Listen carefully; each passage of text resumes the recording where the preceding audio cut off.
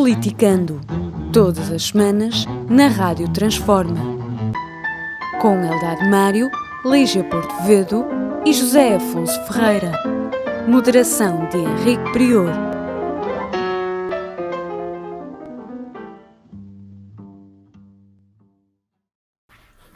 Sejam bem-vindos a mais um Politicando na radiotransforma.net, no YouTube, no Facebook e noutras redes sociais. Como habitualmente, peço-lhes para partilharem e colocarem gostos no programa a fim de que ele atinja os seus objetivos. Começaremos hoje por falar de Portugal e por falar de algo que durante algum tempo foi uma espécie de fogueira aqui para queimar o Primeiro-Ministro, ou bem ou mal, e agora alguém pôs água na fogueira, que é o facto do Primeiro-Ministro e também o Presidente da Câmara de Lisboa, mas o caso do Primeiro-Ministro é um caso particularmente grave, o facto do Primeiro-Ministro ter aceitado fazer parte da Comissão de Honra de apoio à candidatura de Luís Filipe Vieira à presidência do Benfica.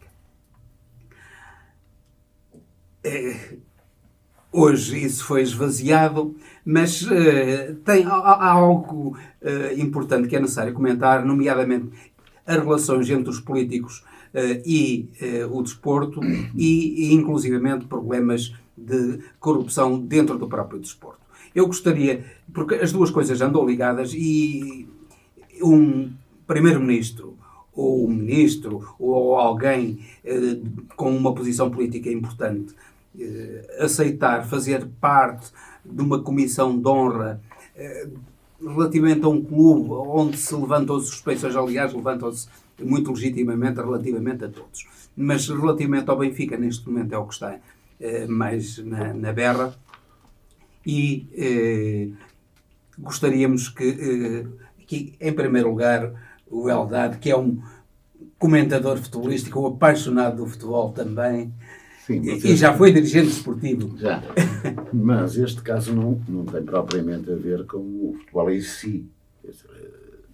Passa-se no âmbito do fenómeno desportivo e mais concretamente o futebol, que é o que apaixona mais uma parte considerável dos cidadãos portugueses e onde a paixão e a irracionalidade normalmente toma conta das pessoas.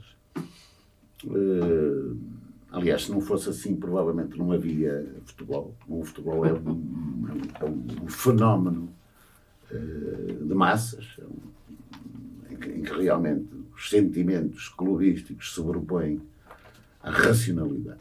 Bom, posto isto, eu acho que o bom senso,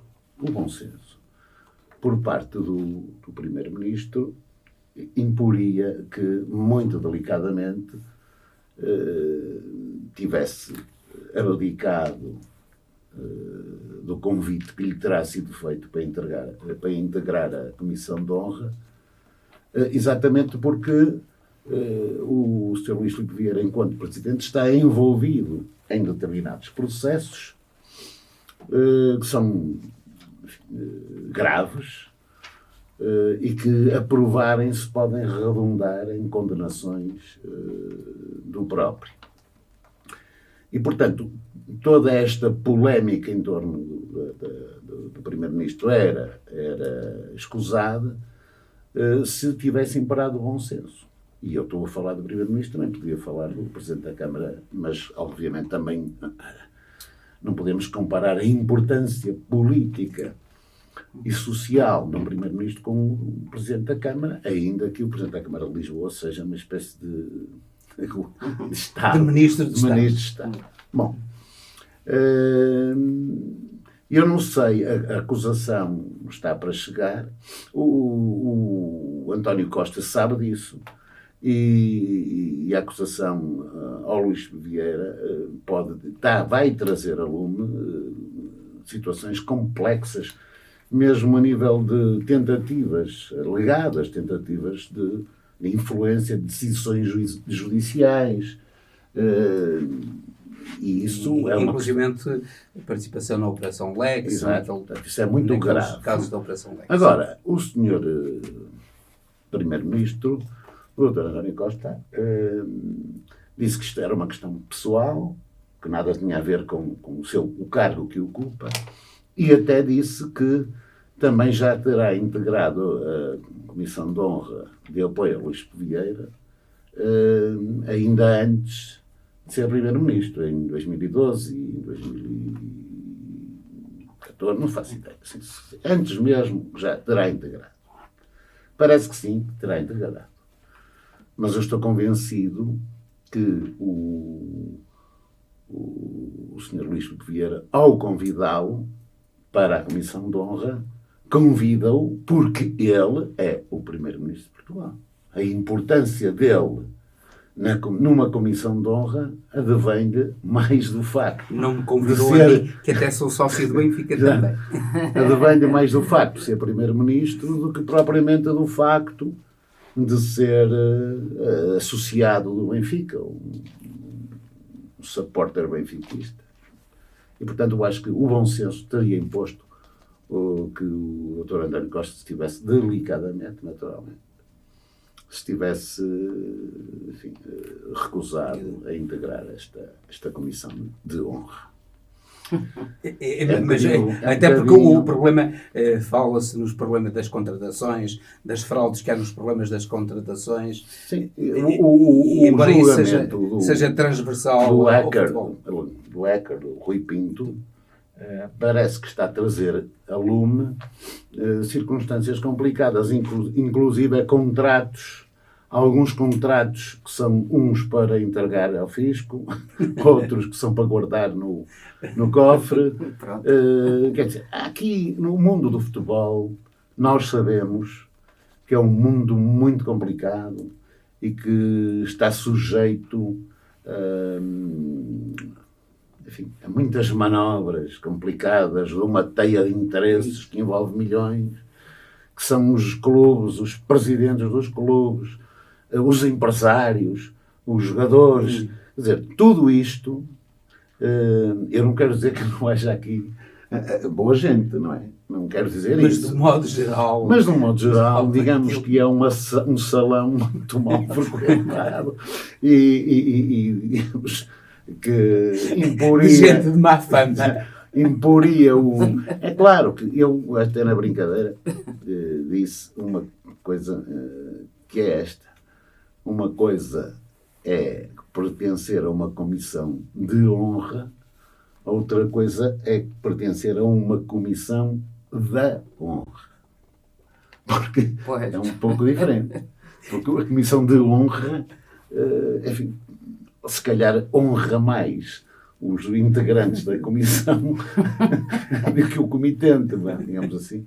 Bom, mas ainda assim acho que era de bom senso comum não se ter metido nisso. Para o Primeiro-Ministro não ficar desonrado. Exatamente. Olá, Zé Afonso. boa tarde a todos. Apetece-me começar, o Mário já disse quase tudo que havia para dizer sobre isto. Partilho da maioria das coisas que disse, não com o conhecimento que ele terá da matéria, até falou aqui em questões de justiça que eu não domino, mas que são mais ou menos públicas. Mas apetece-me dizer que aqui há política ou que é da política, ou de futebol e ao desporto. É um bom princípio não misturar as coisas. E já tivemos exemplos mais que suficientes na sociedade portuguesa da promiscuidade e do resultado terrível que normalmente quando se mistura futebol com política não é o primeiro nem será o último. E se dúvidas existissem, sobretudo como eu já disse, que eu estou a dizer, do bom senso que deveria ter imperado e da decência por parte dos políticos, eu acho que aqui sobretudo os políticos que normalmente se deixam gostam muito de andar atrás do desporto, e nomeadamente do futebol como desporto de massas, tal como o Mário disse, e de fervor clubístico, gostam muito de estar nas vitórias, gostam muito de cavalgar, de aproveitar a onda quando corre bem, e portanto, num clube como o Benfica, gosto ou não, é um grande clube, e portanto é um clube com grande projeção, e portanto sabe sempre bem estar a cavalgar essa onda. embora às vezes as coisas não corram tão bem quanto gostaríamos. Assim, é outra questão. Mas, nomeadamente, esta semana parece que é uma semana terrível para o Benfica. Mas se dúvidas existissem sobre isto, vejamos que acabou o Primeiro-Ministro e os senhores políticos acabaram a ser expulsos pelo Sr. Luís Filipe Vieira. Foram desonrados mesmo. Se dúvidas existissem, Desonraram-se e foram desonrados. Comecem a dar só respeito. Neste, no meu Sporting, no Porto, em qualquer clube, não estou a dizer que as pessoas têm os seus direitos de cidadania, os seus direitos a participar e a ter clube. Agora, têm que ser criteriosos e saber aceitar os convites. E há convites que não se aceitam. Este era um caso deles, nomeadamente ao Primeiro-Ministro e ao Presidente da Câmara de Lisboa, até porque nem sequer será a lista única, até porque está-se claro. Portanto, mandava ao bom senso não o fazer. Claro. Eu também acho. Aliás, é exatamente por causa da razão que acabou de dar o Afonso. É que, efetivamente, acabou por ser a Comissão de Honra que foi rejeitada pelo Luís Filipe Vieira. Ora, é uma coisa um pouco estranha e não fica bem ao Primeiro-Ministro, é evidente. Claro que... Com dedo do Marcelo aí. Não sei. Eu até diria mais que... eu até diria mais que provavelmente até foi o próprio António Costa que pediu para ser rejeitado, não é? Eu diria que o mais provável é que tenha acontecido isto. Mas essa hipótese não é despreciante. Não é, pois não? Não, mas eu acho que deve ter sido mais o António Costa que pediu para ser... Então vamos passar para outro tema. Vamos passar para as presidenciais. Para uma sondagem que saiu recentemente e que, afinal de contas, nos reserva alguma surpresa. Zé Afonso. Sim, pelos vistos, as venturas do menino Ventura vão continuar a dar que falar, se for verdade, terá que tirar... Vão transformar-se numa desventura. Calma, isto é só uma sondagem, mas é uma diferença que já tem algum significado. Cerca de 5 pontos para Ana Gomes é uma diferença já significativa. Também mostra o professor Marcelo, portanto, o presidente Marcelo, o professor Marcelo, candidato, se o vier a ser, como acho que será, também em perda já fazer-se sentir o aparecimento de outros candidatos. À esquerda, ainda com resultados pouco expressivos, tanto agora a candidatura do Partido Comunista como a do Bloco de Esquerda. Estou a dizer um erro até do ponto de vista jurídico, mas do ponto de vista político é o que elas são candidaturas partidárias que servem para fixar eleitorado, uma estratégia que o Partido Comunista sempre seguiu e o Bloco de Esquerda com algum sucesso vem trilhando há uns anos a esta parte e criando uma figura pública de facto notável como é a Marisa Matias e, portanto, neste momento não há muito... Acho que o grande facto tornou-se mais uma vez o nosso amigo Ventura ao fazer aquele disparate e, portanto, terá que correr bastante atrás do prejuízo. Mas eu gostaria que comentasses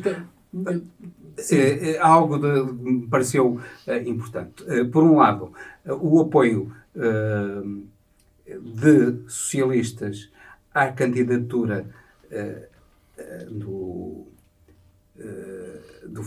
João Ferreira, e por outro lado, o apoio também de outros socialistas e a rejeição da Ana Gomes à candidatura do Marcelo. Não é bem na minha área política essa pergunta, mas eu creio que o Partido Socialista, em princípio, dará liberdade de voto aos seus militantes e ficará com isso com algum incómodo, porque vai ter das suas fileiras muitas opiniões divergentes e dissonantes entre militantes socialistas, e não tenho dúvidas que haverá escolhas múltiplas e haverá muita gente, digamos que o apoio ao professor Marcelo não será se calhar tão unânime quanto o António Costa eventualmente gostaria e portanto, embora eu acho que erradamente, porque eu sou favorável a um mandato mais comprido, mas não a reeleição do Presidente da República.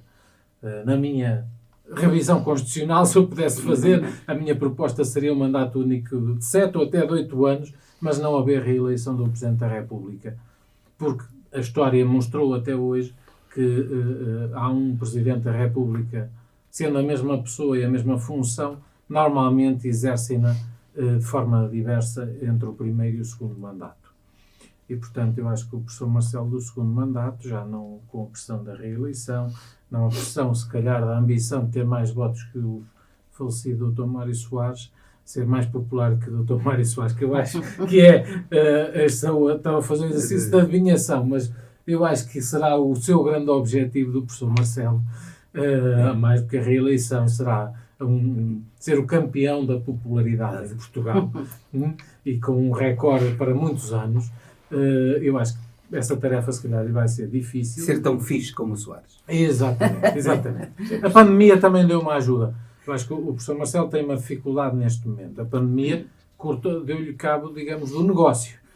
Quem tinha o seu trajeto político nos beijinhos e abraços, ora, quando não se pode dar beijos e abraços, nos afetos, nós estamos num tempo sem afetos, em que as pessoas fogem umas das outras com medo de serem infectadas, estamos num tempo de infecção. O professor Marcelo terá sempre uma dificuldade grande em capitalizar aquilo que era o seu maior mercado, que era a sua mais-valia política, ainda para mais, e com isso também perdeu um bocadinho da sua base de apoio. Estranho até que... Eu acho que à direita ainda poderá aparecer mais algum candidato. Eu acho que o espaço da direita democrática está vazio. Não é o Tino de Rãs. Não, eu acho que a Iniciativa Liberal vai apresentar a sondagem... E o CDS? Pois, o CDS não sei se irá apresentar, creio que não. Não estou a ver. Vai apoiar o Marcelo. Mas eu estou a ver que há espaço para... Mas tu não achas que fará um erro em não aproveitar, como o Bloco de Esquerda e o Partido Comunista, um momento para fazer passar a sua mensagem, até porque a mensagem do CDS neste momento está muito fragilizada? Pois, mas pode-se expor a um risco muito grande.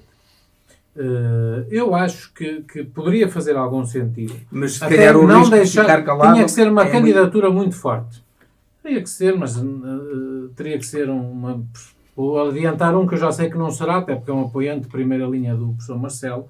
Seria um Lobo Xavier, teria que ser uma personalidade, um Paulo Portas, teria que ser uma personalidade que de facto tivesse um mínimo de garantia de um apoio substancial e que travasse o crescimento do André Ventura e do Chega. A não ser aí, não estou a ver grandes passos. Para o CDS, então é pior a emenda que o soneto, como diz o povo. Vai-se expor ao ridículo de ter um resultado miserável. Mas se apresentasse uma candidatura forte, tinha que apresentar uma candidatura a ilusão para o Chega. Exatamente. Agora eu não estou a ver muita gente. E há espaço. Há espaço, porque o Chega está a buscar gente à abstenção, está a buscar muitos descontentes e, portanto, há espaço. E há muita gente, entre os quais eu me incluo, à direita, que terá muitas dificuldades em votar Marcelo Rebelo de Sousa. E, portanto, há espaço à direita para outra candidatura. Eu acho. Então, passo para ti a tua opinião sobre a sondagem e sobre este apoio da Isabel Moreira ao João Ferreira, do Vitalino Canas ao Marcelo, esta confusão. Do Vitalino Canas nós percebemos bem, mas da Isabel Moreira nem tanto. Nem tanto? É assim, o PS é um partido onde eu já estive uns anos, agora não pertence a partido nenhum, mas onde estive uns anos e foi possível perceber que, evidentemente, há muitas tendências dentro do Partido Socialista. Não tendo o Partido Socialista um candidato oficial e sendo a Ana Gomes, digamos, representante de uma ala que basicamente se distingue dos outros porque é anticomunista, não me parece que haja, digamos, candidato na oferta que existe atualmente, candidato que o resto do resto dos socialistas possa apoiar. E é por isso, porque evidentemente nem todos gostarão de apoiar Marcelo Rebelo de Sousa. Claro que alguns sim. Eu inclusive nos últimos dias tenho até visto alguns comentários nas redes sociais de, portanto, grupos socialistas onde se declara que, ok, a equipa ganha não se mexe, não é? Mais uma vez, indo buscar a metáfora do futebol.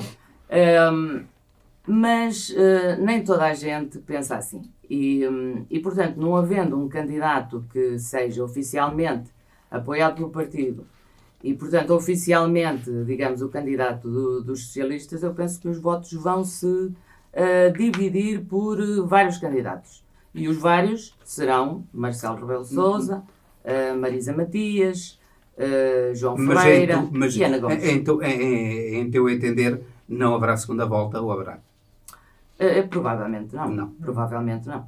Sim, mas a Ana Gomes ficará em segundo lugar. E o Ventura, espero que sim. E o Ventura vai-se demitir. Pois, eu espero que sim. Ou vai-se demitir o Ventura? Não. Ou, afinal de contas, Jesus Ele não é uma Cristo pessoa de confiança. desce à terra para o erguer novamente?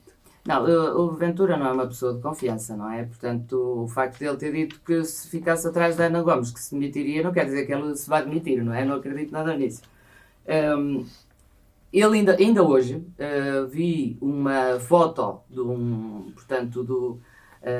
dos resultados da sondagem, uma foto que é do Chega, portanto,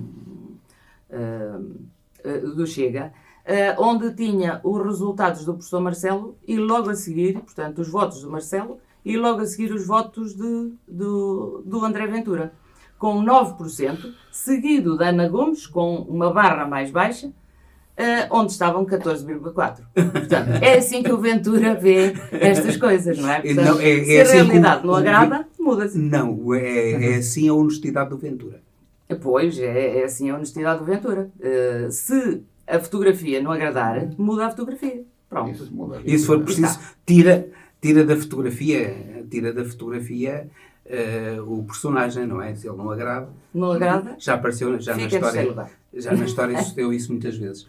E tu, o que é que achas da sondagem, por um lado, da possibilidade do Ventura se demitir, e outra coisa que acho interessante, uma explicação, se é que existe explicação, para pessoas como o Vitalino Canas, o que é que isso representa e o que é que representa a candidatura da Ana Gomes e o apoio da Isabel Moreira ao o apoio da Isabel Moreira ao João Ferreira, para cá, assim, rapidíssimo, não tem valor nenhum. Isso é um encantamento, como outro qualquer, não tem valor nenhum. Mas há mais, Mário. Sim. O próprio Vitalino Canas também não. Isso não é por aí. O que é importante aqui frisar é o seguinte, e isto é absolutamente patibular na minha forma de entender a política. É o seguinte, o professor Marcelo, sabe perfeitamente que é com os votos dos socialistas que vai ganhar as eleições. É que não tenhamos a mínima dúvida disto. O professor Marcelo sabe que vai ganhar as eleições graças aos votos dos votantes do Partido Socialista. Mas, como o Partido Socialista se fratura em termos de opinião, dado essa clivagem que existe entre as várias fações, a Ana Gomes é o refúgio para muitos que gostariam de ver dentro do Partido Socialista uma candidatura que fosse, enfim, da área, que não a do Marcelo. E Ana Gomes, nisso, tem uma virtualidade espetacular. É que a Ana Gomes vai destruir os votos da direita. Eu não estou a dizer que ela é de esquerda, mas Ana Gomes vai destruir os votos à direita. Não Por estás isso a dizer que ela é Ana... de direita ou não estás a dizer que ela é de esquerda? Eu nem uma coisa nem outra. Eu acho que ela nem é de esquerda nem é de direita, é outra coisa, mas é mais de direita, do centro-direita, do que propriamente da ala do... Sim. Então, não tenho dúvida. Agora, tem esta virtualidade. A Ana Gomes é uma candidata numa circunstância em que as coisas corressem menos bem a Marcelo Rebelo de Sousa, podia forçar uma segunda volta. Atenção. E qual era essa pantalha em que poderia acontecer um fenómeno desses, era Marcelo hostilizar o primeiro-ministro. Sim, sim. Estou a perceber. É a única pantalha em que isto era possível. Ana Gomes, enfim, obrigar o Marcelo a uma segunda volta. Mas vamos ver, o Marcelo, nós estamos a falar de uma pessoa que é extremamente sagaz e inteligente. E não vai cometer esse erro, porque ele sabe perfeitamente que é com o voto dos socialistas que vai ganhar as eleições. Mas há Sim, tem que ser. há algo muito importante, penso eu, na candidatura da Ana Gomes, que nos poderá fazer duvidar se ela se limita aos 14,4. Que é o seguinte, é que ela tem um discurso que a direita gosta muito de lançar, que é o discurso anticorrupção. Bem, e esse discurso... E da coragem. E neste momento em que o país vê os políticos, não só o país, é a nível mundial, os políticos como videirinhos. Sim. Mas porquê é que o Ventura ficou tão aflito com a candidatura da Ana Gomes? Exatamente por causa disso. Porque esse era o terreno que ele ia cavalgar. E ela, a disputar-lhe esse espaço, com um discurso também, de alguma forma, populista e descontraído, mas extremamente eficaz, na luta contra a corrupção, que ela já vem desenvolvendo há bastante tempo esta parte, realmente o Ventura fica um bocado despido no seu discurso, porque ele não contava com uma situação destas. E, portanto, eu penso que Ana Gomes já agora, a Ana Gomes não terá trunfos escondidos muito importantes para lançar. Repare-se, é sabido que, por exemplo, na Etiópia, muitas crianças que nasceram nos últimos 10 anos têm o nome de Ana Gomes. Sim, mas eu penso que ela tem uma projeção mundial. E será que essa projeção mundial irá... As eleições presidenciais são em janeiro. Não é? Ora bem, daqui até janeiro, começando a campanha a desenvolver-se, não estou a prever grandes convulsões que possam ser aproveitadas por qualquer dos candidatos em seu favor. E, portanto, continuo a pensar que o Marcelo ganha, eventualmente na primeira volta ganha a eleição, mas Ana Gomes vai ter muita votação. Ana Gomes não vai ter, estou convencido que não vai ter só 14%, que vai ter mais, se vai aproximar dos 20%. Vamos então avançar, vamos de uma maneira, se possível, sucinta, falar de dois outros temas, que é, em primeiro lugar, o discurso da Ursula von der Leyen, agora sobre o Estado da União e sobre o futuro da União. O que é que a União pode representar para esta geração que começa agora a viver, a integrar-se na vida, nomeadamente no mercado de trabalho? O que é que... Isso é um assunto apaixonante. Porquê? Porque os millennials, eu penso que a globalização, o fenómeno da globalização, começou nos anos 80, está no fim. Mas há aqui uma circunstância que nós temos que levar em conta.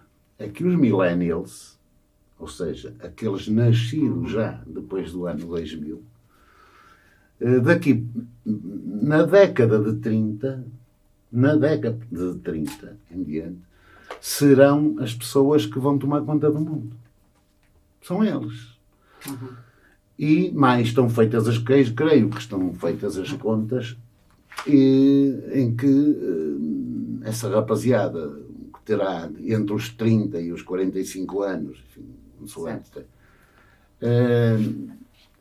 é gente que não se vai rever, no meu entender, no arquétipo clássico da legitimação do poder.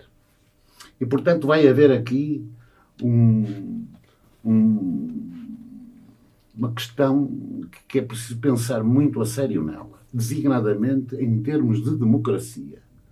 Não é por acaso, eu achei que este discurso da Presidente da Comissão Europeia não vem por acaso.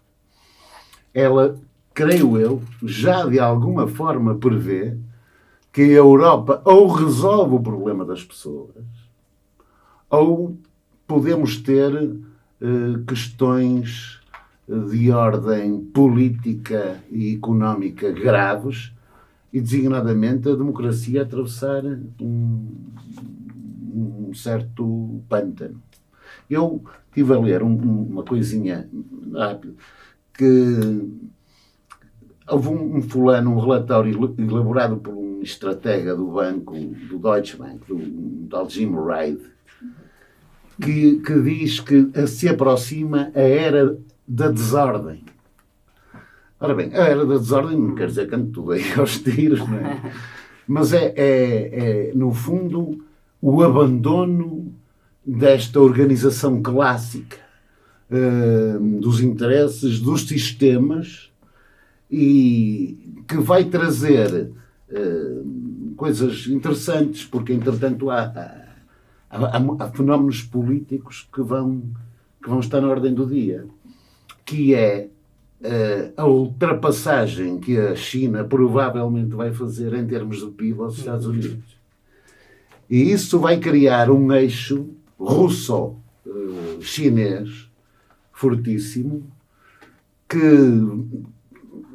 quer dizer, de certa forma, é um bocado voltarmos à Guerra Fria, que existia com a antiga União Soviética, entre os Estados Unidos e a E o papel da Europa nisso? Pois, aí é que está a questão. O papel da Europa nisso, eu não estou a ver a Europa a inclinar-se para o eixo russo-chinês-turco. Pronto, porque a Turquia, não podemos esquecer que em termos militares, a Turquia é provavelmente o exército mais armado da Europa. Não sei. Sinceramente, não sei o que é que vai acontecer com a Europa. Mas a Europa ou arranja forma de resolver os problemas das pessoas, ou para se manter relativamente a estes dois grandes tubarões, digamos assim, estes dois grandes blocos, para se manter ao lado da cidadania europeia, da cultura e de uma base social e económica capaz, que dê às pessoas dignidade e rendimento.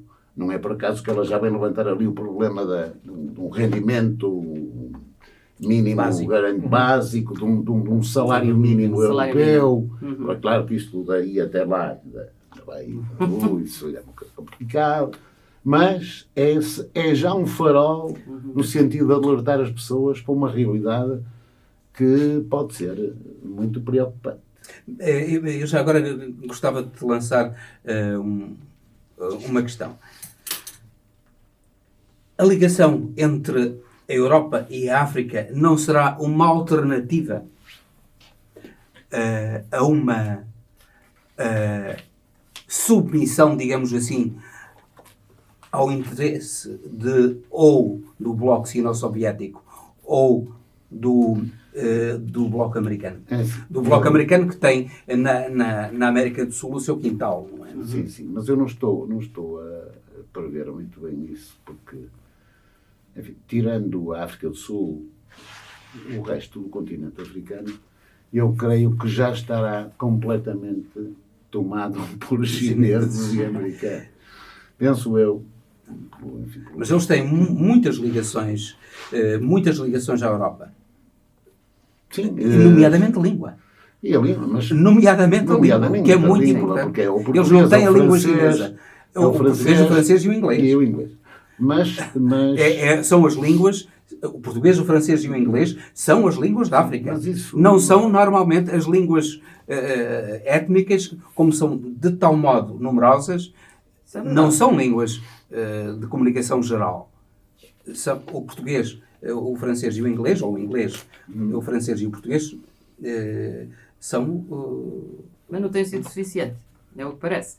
Não tem sido suficiente. A Porque China, a Europa, de facto, achas tem- que a Europa faz mal em não constituir com a África um bloco alternativo? Não, é assim, a questão são a maior parte destes países ex-colonizadores, não é? E por isso é que partilhamos a mesma língua. Claro que há sempre um tempo em que depois de um divórcio, nos afastamos um pouco, não é? E basicamente isto foi o que acho eu que foi o que aconteceu com a Europa relativamente à África, não é? E quem acabou por conseguir capitalizar um pouco isso até foi a China, porque a China está efetivamente em muitos países da África, está muito bem implantada.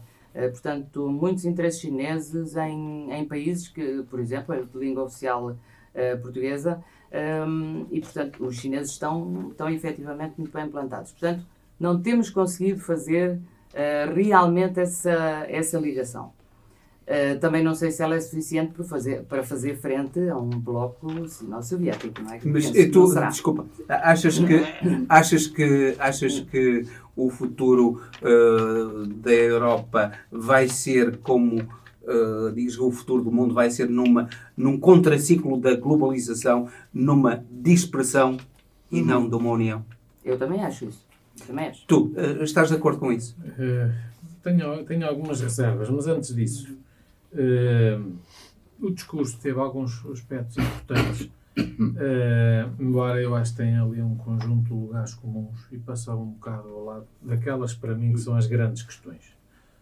A dizer-se que vamos aproveitar a onda da era digital e tal, todos dizem, é fácil dizer, mesmo esta ideia simpática, talvez importante, de uma renda básica, que é uma ideia que Portugal é pioneiro no governo de António Guterres e que hoje lastra pelo mundo a ideia.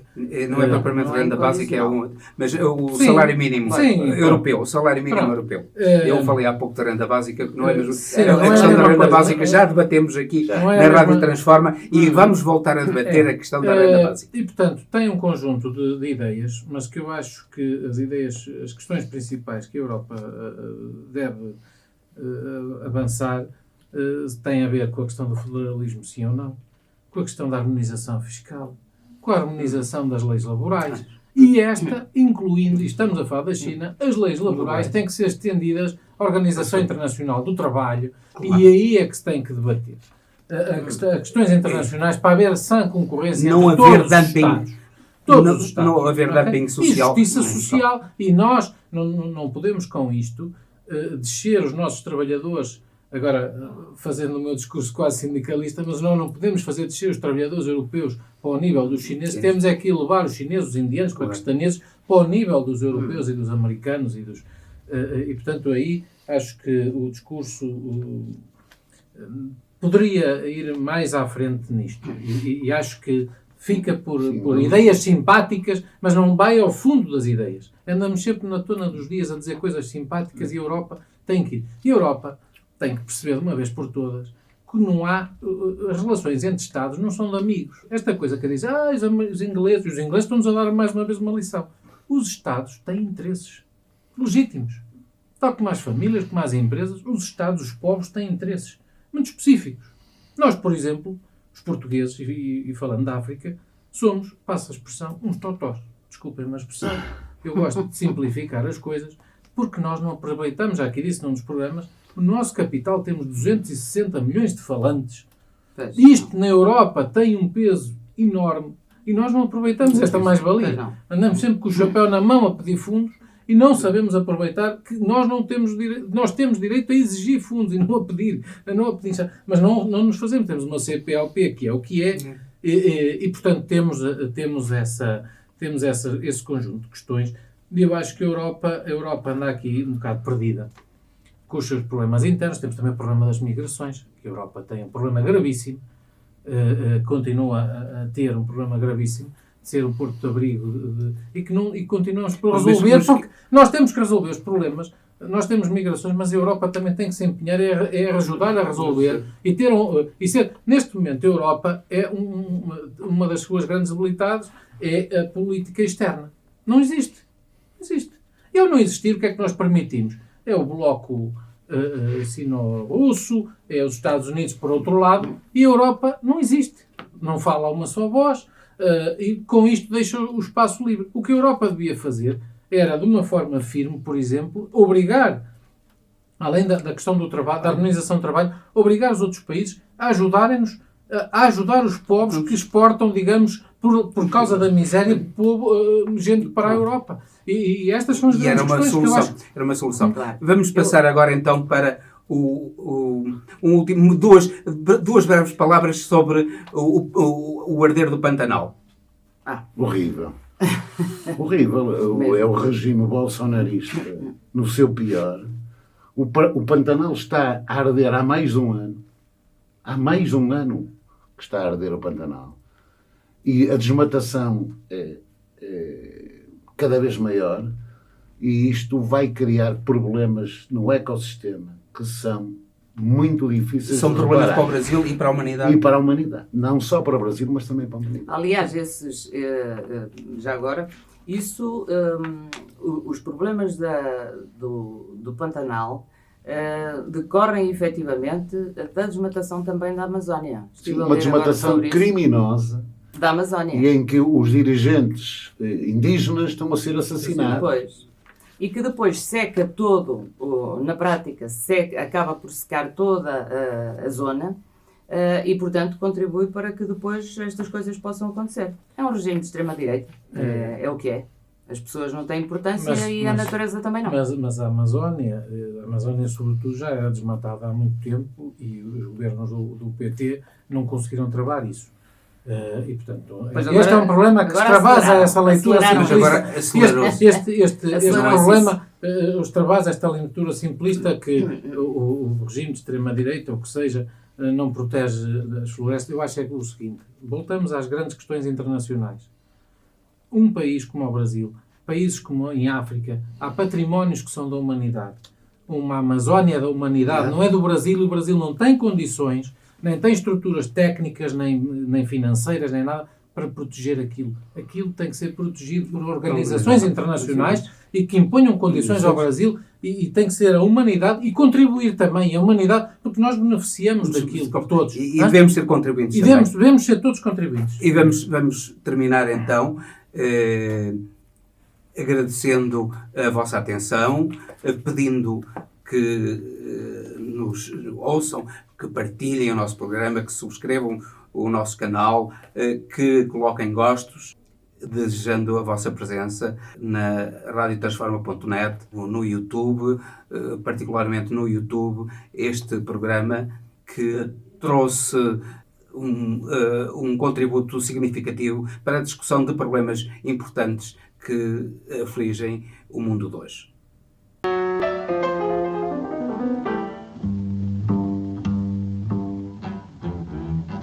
Politicando, todas as semanas, na Rádio Transforma. Com Eldad Mário, Lígia Porto Vedo e José Afonso Ferreira. Moderação de Henrique Prior.